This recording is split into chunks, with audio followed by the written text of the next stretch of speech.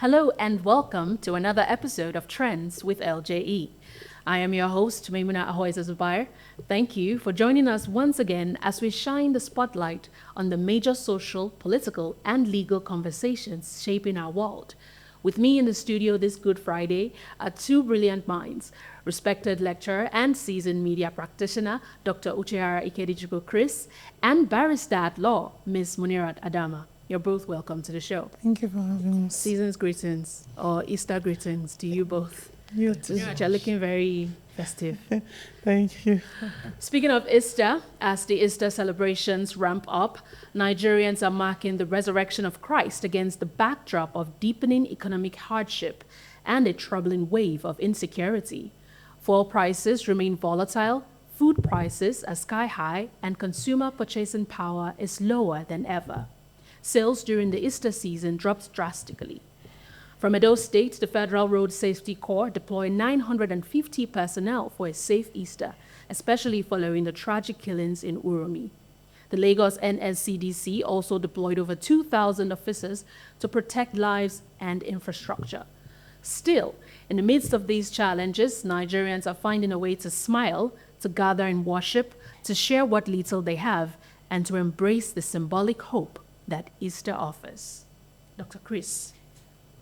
Yes. From media and social perspective. Yes, I must tell you that Nigeria and Nigerians are the best people ever. Most resilient, absolutely. Yes, we have that thick skin to go through any type of situation, and we are very, very. We are used to the hardship, if I must say. So, and being that we are very resilient, we must celebrate. We can't because of what our people, our leaders and government of the day is doing to us, and we fail not to celebrate. We must celebrate the birth of our Lord Jesus Christ, and let's see what the death can bring for us, and the resurrection as well. What we believe that as we celebrate the death and resurrection, maybe it will spiritually move us into what we're expecting as a people. So we're expecting to resurrect as well as our Lord Jesus Christ resurrects. Resurrect in our economy, resurrect in good leadership, resurrect in every other thing that we expect as a people. Absolutely. Resurrect in the development of our nation.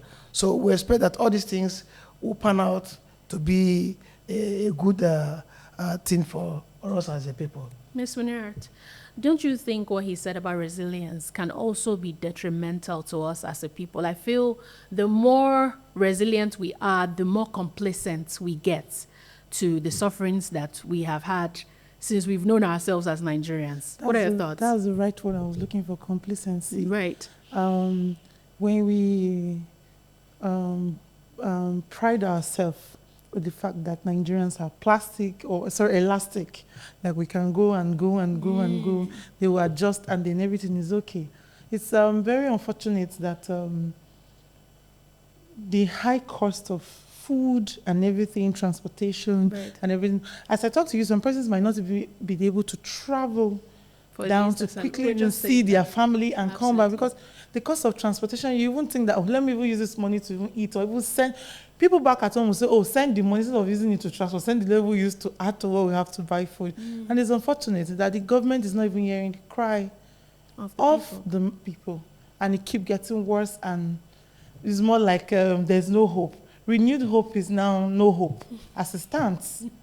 As it stands. Well, even without, with little, one of the things, at least based on what Doctor just said, is that we're very resilient. Despite it being somewhat detrimental, I must say that our resilience is to be admired. Yeah, why? And one of those things, because of Nigerians are geared in towards religious beliefs of various type, you understand? So they get their hope from the religious houses, faith, yeah. Christians, Muslims, pagans alike. Absolutely. And it's not a bad thing, because I'm someone of faith myself. But when we keep hoping that religion, whichever one we believe in, is going to be the solution, like we are waiting for some sort of miracle to happen. Right.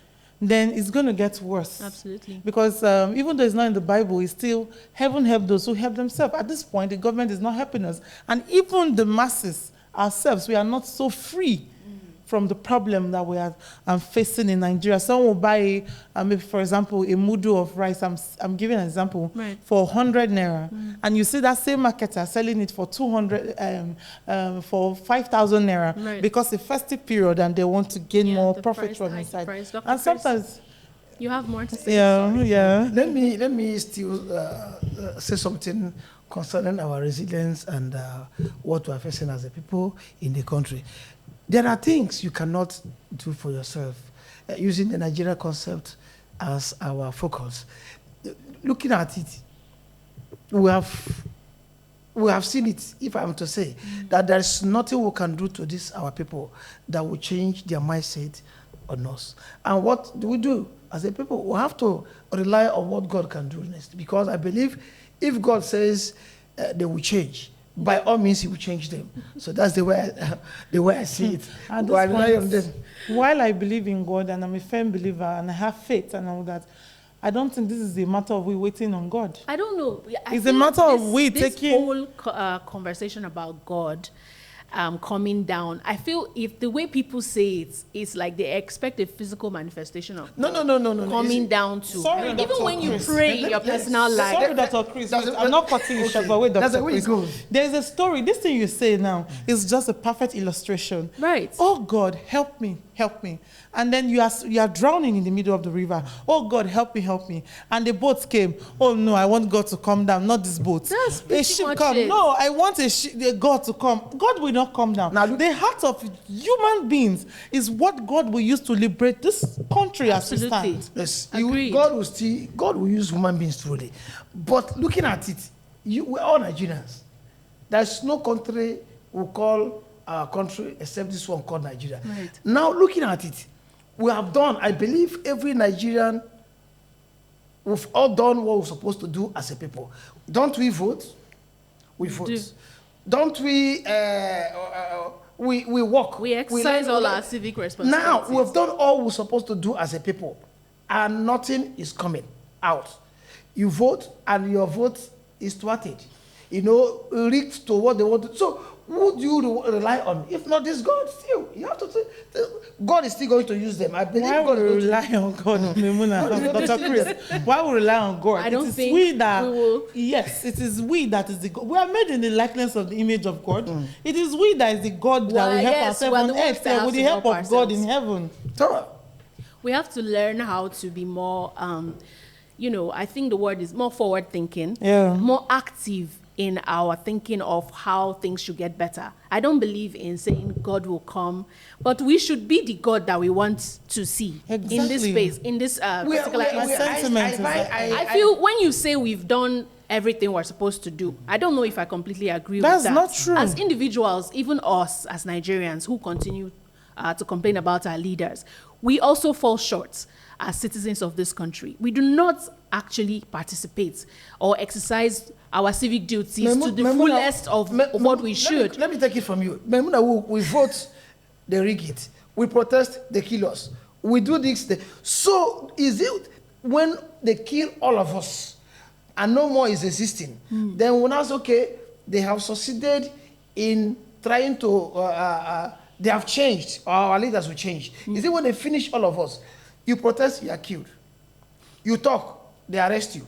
You vote, your votes are rigged. Very valid point. What can we... Very valid points indeed. These but however, you cannot... stop. You cannot just... attribute our success and future hope on this God. Yes. Well, we still have to be the ones. God we use. We can't stop. Yes. We can't stop. But we can't stop. But we must still celebrate when the time calls for it. Moving straight ahead, former Kaduna Governor Nasir El-Rufai has made headlines again. In an interview with Arise News, he described the Tinubu administration as the, quote, most corrupt, dishonest, and intolerant government in Nigeria's history. He pointed to worsening insecurity and economic hardship and accused the government of spreading propaganda on improved security while bandit leaders like Dogo, Gide, Bello, Turji, and Malam Abba remain free in Katsina, Zamfara, and Sokoto states. El-Rufai questioned why local governments remain under the control of non-state actors. While he acknowledged campaigning for Tinubu under the APC, he emphasized that he is not part of this government and is now focused on building the Social Democratic Party as an alternative political force. Ms. Munirat, we talked about El-Rufai's utterances last week, and here we are again. Thoughts? When you were reading the highlights, I was like, El-Rufai again. You see, it's, how do I say it? It's ironic. Right. That El-Rufai is making this statement about the Tinubu's regime. But however, let's not miss the important message in his voice. We should ignore the messenger and listen to the message. Right. Yeah. I think for me, I agree with him. Though it's ironic that it's coming from him. El-Rufai, because they are all they are bird of the same feather as far as I'm concerned. It's for his own political reasons and whatsoever. Once they know that it's no longer tilting towards what they want, they start remembering. So he knows now that Tinubu is like this. Well, during the election, this was not the tune he was singing. He was singing, yes. So, but however, like I said, let's just ignore the messenger, and the message is true. For me, I still feel like whenever you talk about how bad Tinubu government is, I always do not end with Tinubu. I always begin from Buhari. I feel both Buhari government and Tinubu government are twin. Right. Yeah, conjoined twins that you cannot even separate each one from each one. It's terrible because, in fact, in Buhari regime, maybe little, someone is hearing what you are saying a little, but this one is as if their ears are blocked completely with cotton wool, and they are not even hearing the cry of the masses whatsoever. And it's sad, Memuna, I must say. Dr. Chris, in your view? I suppose not to have commented on this issue because I feel I want to waste our studio time. But meanwhile, I must say something. Okay. You see, who is El-Rufai? Where is El-Rufai coming from? El-Rufai came out to start criticizing the APC government just because he was not giving what he wanted. If El-Rufai, for all persons, had it been he was giving the ministerial appointment, I think he was taking a different the government would be the best government of the day. Absolutely. So, and that is the reason, just like what Munira said, that we should ignore the messenger. I will not ignore that messenger because the message he's trying to give us is as bad as himself, the messenger. Right. So what is he saying to us? What's he telling us? Now he's crying out. Now he's just telling us that because he was not given that ministerial appointment. No, but wait. I want to say something. Isn't it the hallmark of democracy that even when you support, campaign, and vote for somebody, if that person is falling short of expectations, you should be able to call them out? That is where the real democracy exists. Right. You have free democracy here. Our democracy is a slanted and is specially designed for Nigeria.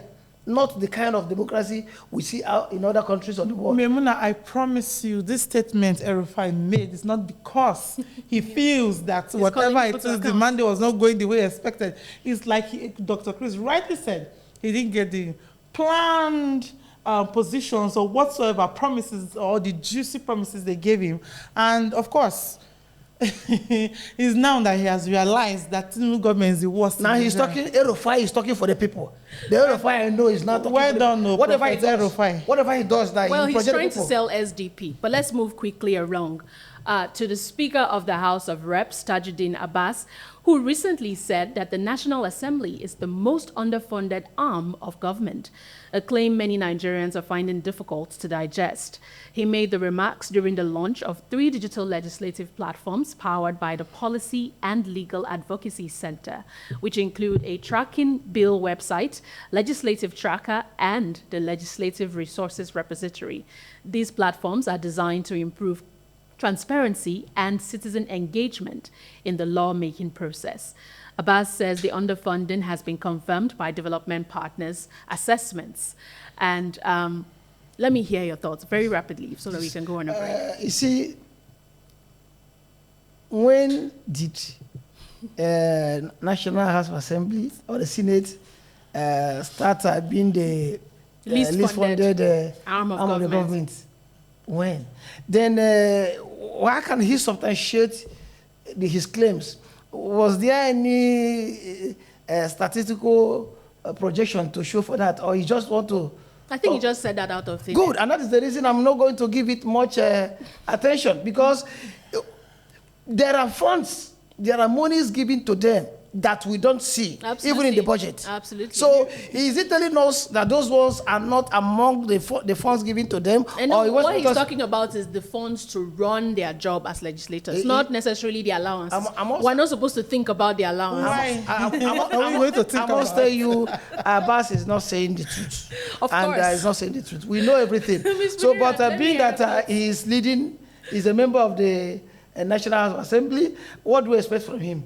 Do you want him to say we are the most funded? He could say anything without saying the part about funding when he knows that no one will agree with him. So the question now is, Abbas, Honorable Abbas, is that the reason that because you are underfunded, like you said, yes, is that the reason you guys, the National Assembly, they are now like observers in the scheme of things?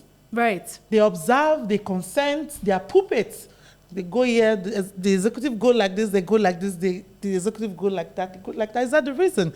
Okay, if you have been underfunded and then you are, with the little funding that you have even had as National Assembly, what impacts have you done for us to now even say, okay, let's even fund you, let's assume it's Truly, correct? They are really unfunded. Let me support, buttress what she has just said now. This government is how many years old now? It's nearing 2 years old. Abbas could not talk the first 6 months. Abbas could not talk 1 year. Abbas could not talk 1 year, 6 months. Almost 2 years.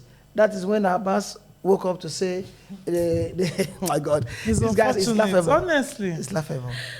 We'll take a quick break, and when we return, we'll be looking at media welfare reforms proposed by the NUJ and the case of Alabi Qadri, the teen who went viral for confronting Peter Obi's convoy and spent months in Kirikiri prison. Stay with us.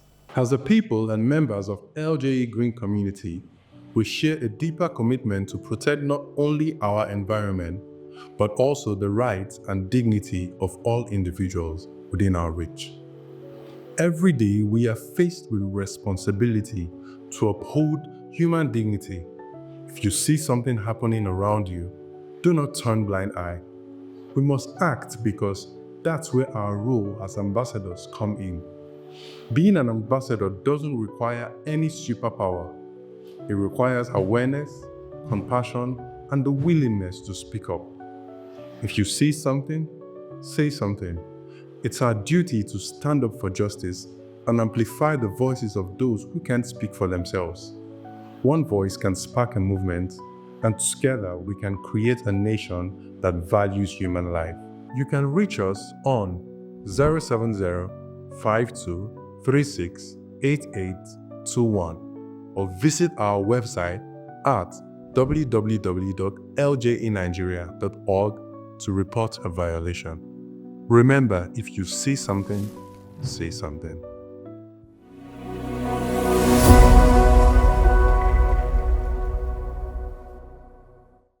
Welcome back. The Nigerian Union of Journalists, NUJ, under the leadership of Mr. Alhassan Abdullahi, has announced plans to sponsor a media professionals welfare enhancement bill. The announcement was made during the 2025 Easter cantata in Abuja.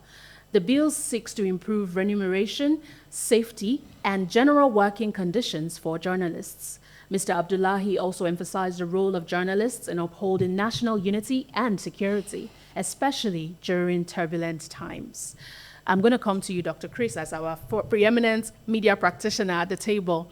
What are your thoughts on this? Validity of such a bill, and if it will even pass in this 10th Assembly? Remember when I saw that proposal, I was just very happy.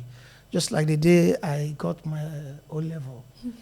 I was just very happy that this is a good move. But the other way of it is if the bill will see the light of the day, if it sees the light of the day, whether they will allow the full content of the bill to sell. Won't they censor the bill? allow what will suit them and remove what will not suit them. That is my fear. But come to the proposal, it's a right move in the right direction. But I'm afraid this is a government that does not respect the media. Right. So what will they do to the bill that is coming from the media? Will it pass? Will it excel? Will it see the light of the day and do the purpose for which it was proposed? So if at the end of the day they turn a new leaf, which we expect them, we will like it. But I doubt. I doubt, because the government is a government that has not been friendly to the media. Right. The journalists are being brutalized every day. There's no press freedom. No press freedom in its entirety. Yeah. So I don't expect anything more than what they have practiced in the past and in the present with the media. That's what I can say in that regard. Speaking on the legal aspects of even that kind of bill, I just checked, and I don't think there is a subcommittee on media and publicity in the Senate. So they don't even care about media in the first place. The possibility of such a bill passing in this current Senate is very slim. Thoughts? One thing is this, like you said, it's a very good move.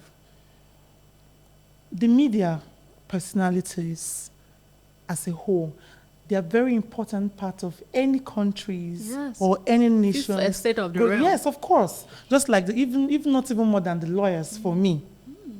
I feel like press, they hold a lot of stories to tell how a country, a nation is seen.